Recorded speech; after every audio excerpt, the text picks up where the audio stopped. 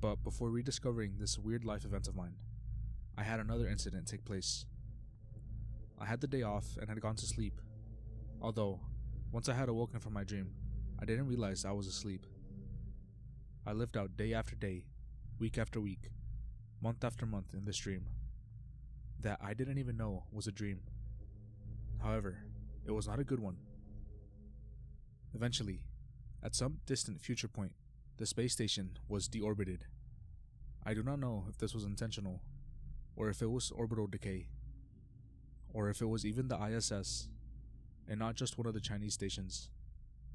However, shortly after this, there was a limited nuclear exchange, in which 36 nuclear weapons were detonated in the Texas Gulf region.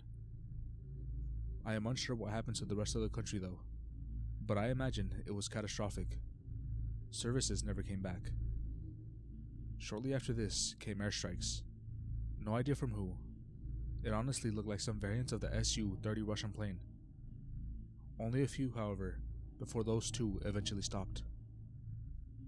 About a week after this, it got horrific. There were a bunch of anvil clouds that seemingly developed out of nowhere, and large spacecraft were seen in them.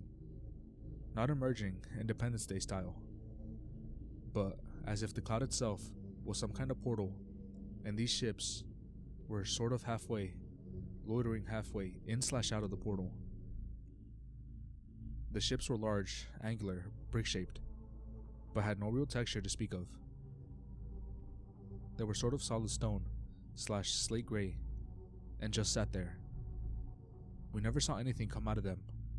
All we remembered were screams from everywhere, and these monsters that would peel the skin from children and parents and wear their skins. And they were capable of perfectly imitating the voices of the people whose skins they took. They did this to lure people out of their hiding spots and take them. Killing yourself to escape would not work.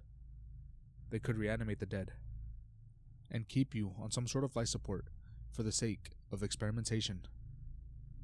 I don't know why or how, but somehow I knew if they took you, that you were theirs forever. There was no escape. However, they also had large facilities on the earth. They looked like normal warehouses, but the ones who wore people's skins were inside of these.